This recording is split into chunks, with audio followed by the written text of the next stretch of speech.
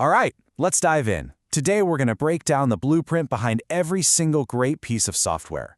We're talking about the core principles for building applications that don't just work on your machine, but actually survive and thrive out there in the real world.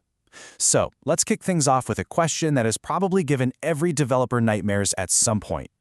Oh man, who hasn't felt that cold pit in their stomach? You ship a feature, it sails through all the tests, everything looks green. And then, it hits production. It meets real users, real traffic, real chaos, and it just falls apart. Look, this isn't some abstract problem. This is the fundamental challenge of building software for a living. So, how do we solve this? How do we build software that's actually resilient? Well, it all boils down to mastering these three core ideas. First up, reliability. Will it keep working when things inevitably go wrong? Next, scalability. Will it handle success when your user base explodes? And finally, maintainability. This is the human one. Can we, the engineers, actually keep this thing running over the long haul? These are the three pillars we're going to build on today. Okay, here's our game plan. We're going to start by shifting our mindset beyond just making stuff work. Then we'll do a deep dive into what reliability really means. After that, a masterclass in architecting for growth. We'll also get into the often ignored human cost of code with maintainability. And we'll wrap it all up with 5 powerful questions that are going to change the way you think about systems. So first things first, we have to have this critical realization. Modern apps aren't just one single program running on one machine anymore. Nope. They're complex ecosystems, and that fact changes literally everything about our jobs as engineers. You know, we build with a pretty standard set of really powerful tools these days. You've got your databases, right? That's the permanent, trustworthy home for your data. You've got caches to make things super fast for your users. Search indexes for handling all those complicated queries a database would choke on. Stream processors for dealing with events in real time, right as they happen. And then you have your batch processors, kind of the heavy lifters that crunch massive amounts of data overnight. Each one is a specialized beast. And this is the key takeaway, right here. The second you combine a database with a cache and maybe a search index, you're not just an app developer anymore. Your job title has secretly changed. You've become a data system designer. Your code is now the glue holding all these different pieces together, and suddenly you're the one on the hook for making sure everything stays consistent and correct across that entire distributed system. So that leads us perfectly into our first pillar.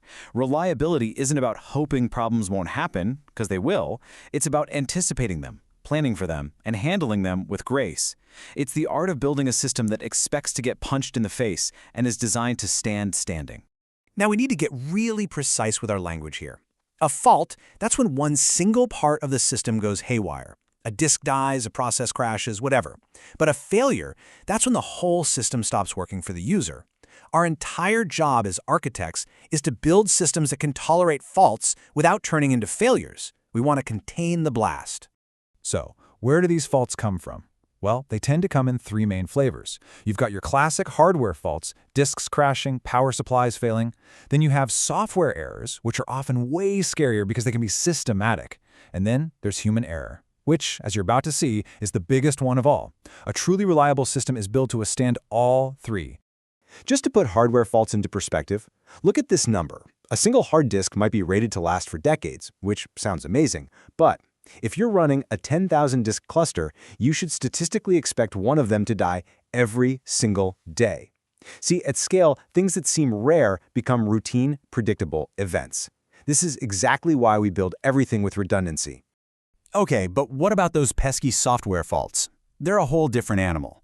They're not random.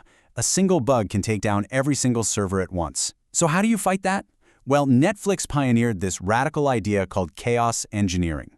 The logic is simple but brilliant. If you don't actually test your emergency systems, you have no reason to believe they'll work when a real emergency happens. So they built what they call a chaos monkey that just goes around randomly killing processes in production to make damn sure the system can handle it.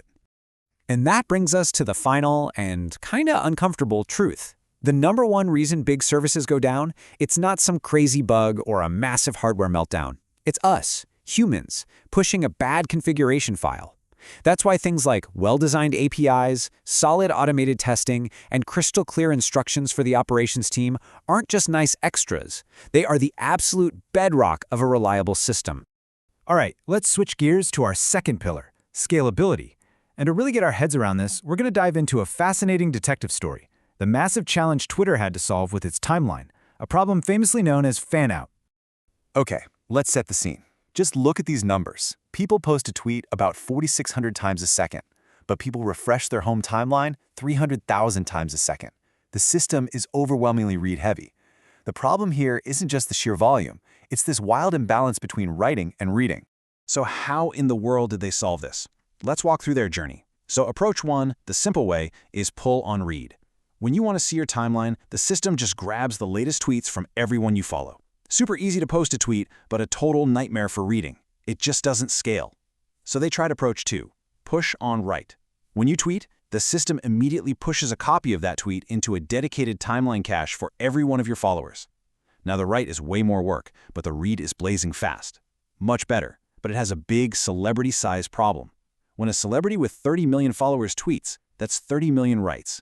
That brings us to their final, brilliant solution, a hybrid model. For most of us, they use the super-fast push model. But for celebrities, they switch back to the pull model and only merge their tweets into your timeline right when you ask for it. The lesson here is huge. Your architecture has to be based on the shape of your load, not just the average. Now, whenever we talk about scalability, we have to talk about performance. And that begins with this simple, powerful mantra that you have to burn into your brain. The mean, the average, is a lie. It hides what's really happening to your users. This chart shows you exactly why. The P50, the median, that's the experience for half your users. That might look great, but then you look at P95 and especially P99. This is the experience for the unluckiest 5% and 1% of requests. And look at that P99 bar. That tail latency, it's often way, way worse. This is where your users get frustrated and leave. And you might be thinking, it's only 1%, who cares? Well, you should care a lot. And here's the kicker, an observation that came out of Amazon. Your most engaged, most valuable customers, the ones with the biggest shopping carts and the longest purchase histories, are often the very people who get hit with that terrible tail latency. If you only optimize for the average, you might be giving your absolute worst experience to your absolute best customers. And that brings us to our third and final pillar, which is honestly maybe the most important one in the long run, maintainability. This is all about recognizing a simple truth. The vast majority of the cost of software isn't writing it the first time. It's all the time, money, and sanity we spend keeping it alive for years to come. So, what makes a system maintainable? It really comes down to 3 things. First, operability. This just means making life easy for the people who have to run your system. We're talking great monitoring, clear logs, all this stuff that keeps a 3 a.m. pager alert from turning into a total disaster. Second is simplicity. This is about fighting the complexity that we create ourselves, making sure a new engineer can actually understand the system.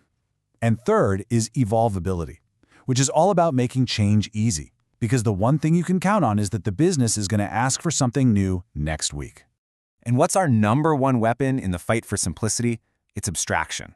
A good abstraction is the only known cure for that dreaded disease called the big ball of mud, where everything is tangled up with everything else. A good abstraction hides all the messy details behind a nice, clean interface, so we can work on one piece of the system without having to understand the whole thing. Okay, so we've covered the 3 pillars, but understanding them is one thing. Actually internalizing them is what separates a good engineer from a great systems architect. It isn't about knowing some secret technology. It's about having a secret set of questions that you ask yourself instinctively before you ever write a single line of code. Okay, question number 1 is all about reliability.